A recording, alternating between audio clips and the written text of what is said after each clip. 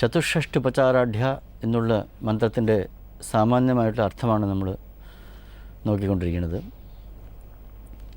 64 ഉപചാരങ്ങളാൽ പരിസേവിക്കപ്പെട്ടവൾ എന്നാണ് ഇതിൻ്റെ സാമാന്യമായ അർത്ഥം. ഇതിൻ്റെ മനോഭാവമാണ് ഏറ്റവും പ്രധാനം എന്നുള്ളതാണ് നമ്മൾ കണ്ടത്.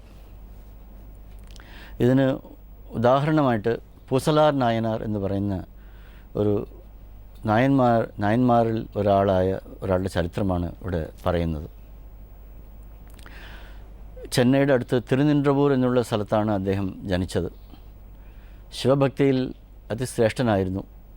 58ാമത്തെ നായന്മാരായിട്ടാണ് അദ്ദേഹത്തെ അറിയുന്നത്. കൈ തൊഴുതു പിടിച്ച് നിൽക്കുന്ന ഒരു രൂപമാണ് എല്ലാ ക്ഷേത്രങ്ങളിലും പോകുമ്പോൾ നമ്മൾ കാണാൻ കഴിയുന്നത്. അദ്ദേഹത്തിൻ്റെ രൂപം അങ്ങനെയാണ്. സമകാലീനനായ ഒരു രാജാവ്, രാജേന്ദ്ര പല്ലവൻ എന്ന് പറയുന്ന ഒരു രാജാവ് ഒരു മഹാക്ഷേത്രം നിർമ്മിച്ചു. കൈലാസനാഥ ക്ഷേത്രം എന്നാണ്, കരിങ്കല്ലിലാണ് ആ പണി തീർത്തിട്ടുള്ളത്. ഇന്നും സുപ്രസിദ്ധമാണ് ആ ക്ഷേത്രം. ആ ക്ഷേത്രം നിർമ്മിക്കുന്ന സമയത്തിലാണ് പൂസലാർ നായനാരും ജീവിച്ചിരുന്നത്. ഈ തിരുനിன்றവൂരിൽ ഒരു ചെറിയ വീട്ടിലാണ് അദ്ദേഹത്തിൻ്റെ താമസം. രാജേന്ദ്ര പല്ലവൻ ഈ ക്ഷേത്രം എത്രയോ കാലം ബുദ്ധിമുട്ടിയും എത്രയോ 10,000-കണക്കിന് ശില്പികളെ വെച്ചുകൊണ്ടും ഈ ക്ഷേത്രം നിർമ്മിച്ചു. ഏറ്റവും നല്ല ക്ഷേത്രമാണെന്ന് വിചാരിച്ചുകൊണ്ട് ഓരോ കാര്യത്തിലും അദ്ദേഹം ശ്രദ്ധിച്ച് ഈ ക്ഷേത്രം നിർമ്മിക്കുന്ന സമയത്തായിരുന്നു. കുംഭാഭിഷേകത്തിന് ആ പ്രതിഷ്ഠയ്ക്ക് ദിവസം കുറിച്ചപ്പോൾ സ്വപ്ന ദർശനം രാജേന്ദ്ര ചോഴനുണ്ടായി. ഒരു പ്രത്യേക ദിവസമാണ് അവർ നിശ്ചയിച്ചത്. സാക്ഷാത് പരമേശ്വരൻ അദ്ദേഹത്തിൻ്റെ സ്വപ്നത്തിൽ വന്നു. ഇങ്ങനെ പറഞ്ഞു, ആ ദിവസം എനിക്ക് വേറൊരു സ്ഥലത്ത് പ്രതിഷ്ഠയുണ്ട്, അവിടെ പോകണം, അതുകൊണ്ട് അന്നത്തെ ദിവസം പറ്റില്ല എന്ന് പറഞ്ഞു. ഇദ്ദേഹം വിചാരിച്ചു എന്തെങ്കിലും സാങ്കല്പികമാണെന്ന് വിചാരിച്ചിട്ട് വീണ്ടും ഉറങ്ങി. വീണ്ടും സ്വപ്ന ദർശനം ഉണ്ടായി. ഇങ്ങനെ പലവട്ടം ഉണ്ടായപ്പോൾ ഇദ്ദേഹത്തിന് സംശയമായി, ഇത് ഈശ്വര കൽപ്പനയാണ് എന്ന് മനസ്സിലാക്കി.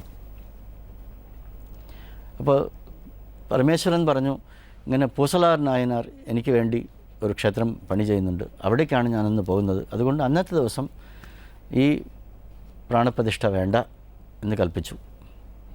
ഇദ്ദേഹം കണ്ടുപിടിക്കാം എവിടെയാണ് ഈ ക്ഷേത്രം നിർമ്മിക്കുന്നത്. നമ്മൾ ഇത്രയും ഭക്തിയോടുകൂടി ഇത്രയും ശ്രദ്ധയോടുകൂടി ചെയ്യുന്ന ഒരു ക്ഷേത്രത്തിന് പരമേശ്വരന് വരാൻ സാധിക്കില്ല എന്ന് പറയുകയാണെങ്കിൽ പൂസലാർ നായനാരുടെ ക്ഷേത്രം വലുതായിരിക്കും, നമ്മളുണ്ടാക്കുന്നതിനേക്കാൾ ശ്രേഷ്ഠമായിരിക്കും എന്ന് വിചാരിച്ചുകൊണ്ട് അദ്ദേഹം തിരുനിன்றവൂരിലേക്ക് പോയി. തിരുനിன்றവൂർ ആ സ്ഥലത്ത് അന്വേഷിച്ചപ്പോൾ അവിടെ ക്ഷേത്രത്തിൻ്റെ പണി നടക്കുന്നതായിട്ട് ആർക്കും തന്നെ അറിയില്ല.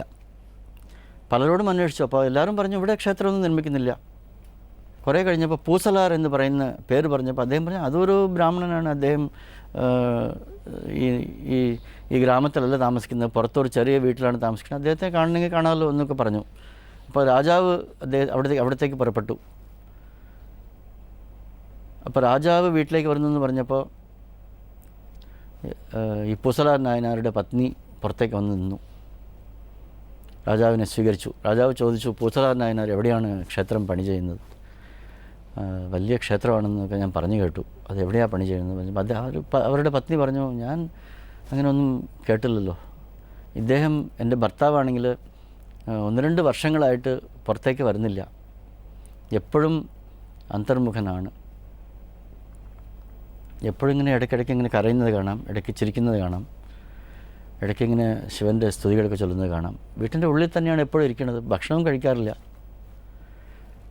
അപ്പോൾ ക്ഷേത്രം എവിടെയാണ് പണി ചെയ്യുന്നത് അറിഞ്ഞുകൂടാ, അങ്ങ് വന്ന് അകത്ത് വന്ന് കണ്ടോളൂ എന്ന് പറഞ്ഞു. ഇദ്ദേഹം ചെന്ന് നോക്കിയപ്പോൾ താടിയും മുടിയും നീട്ടി ഒരാൾ ഒരു മൂലയ്ക്ക് കണ്ണടച്ചിരിക്കുന്നു, ചിരിക്കുന്നു, കരയുന്നു. അപ്പോൾ ഇദ്ദേഹം പൂസലാർ നായനാരോട് ചെന്ന് ചോദിച്ചു, അദ്ദേഹം തട്ടിയുണ്ടെത്തി ചോദിച്ചു, ഇങ്ങനെ സാക്ഷാത് പരമേശ്വരൻ എൻ്റെ സ്വപ്നത്തിൽ ദർശനം തന്നു, അങ്ങയുടെ ക്ഷേത്രത്തിൻ്റെ പ്രതിഷ്ഠ ഉള്ളതുകൊണ്ട് എനിക്ക് കൈലാസനാഥ ക്ഷേത്ര പ്രതിഷ്ഠയ്ക്ക് വരാൻ സാധിക്കില്ല എന്ന് പറഞ്ഞു. അങ്ങ് ഏത് ക്ഷേത്രമാണ് പണി ചെയ്യുന്നത്, എവിടെയാണത് പണി ചെയ്യുന്നത് എന്ന് ചോദിച്ചപ്പോൾ പൂസലാർ നായനാർ ഉത്തരവൊന്നുമില്ല, കരയാൻ മാത്രമേ സാധിച്ചുള്ളൂ. എന്താ വെച്ചാൽ അദ്ദേഹം ക്ഷേത്രം പണി ചെയ്യുന്നത് ഉള്ളിലാണ്. അപ്പോൾ ഇദ്ദേഹം മഹാക്ഷേത്രങ്ങളൊക്കെ കാണുമ്പോഴൊക്കെ വിചാരിക്കും നമ്മൾ ഇതുപോലെ ഒരു ക്ഷേത്രം പണി ചെയ്താലോ, എത്ര നന്നായിരിക്കും എന്ന് വിചാരിച്ചിട്ട് ഓരോ ക്രിയകളും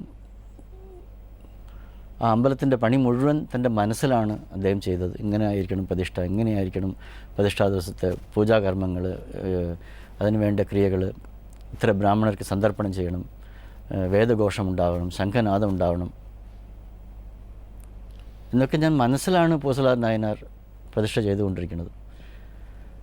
രാജാവിൻ്റെ കൈയെടുത്ത് തൻ്റെ ഹൃദയത്തിൽ വെച്ചു. അപ്പോൾ രാജാവിന് വേദഘോഷങ്ങളും ശംഖനാദവും നാദസ്വരം മുതലായ വാദ്യങ്ങളും സൂക്തങ്ങളും ഒക്കെ കേട്ടു എന്നാണ് പറയപ്പെടുന്നത്. പിന്നീട് ഈ പൂസലാർ നായനാർക്ക് വേണ്ടി തിരുനിன்றവൂരിൽ ഹൃദയാലീശ്വരർ എന്നുള്ളൊരു ക്ഷേത്രം പണിതു. അത് ഇന്നും നിലനിൽപ്പുണ്ട്.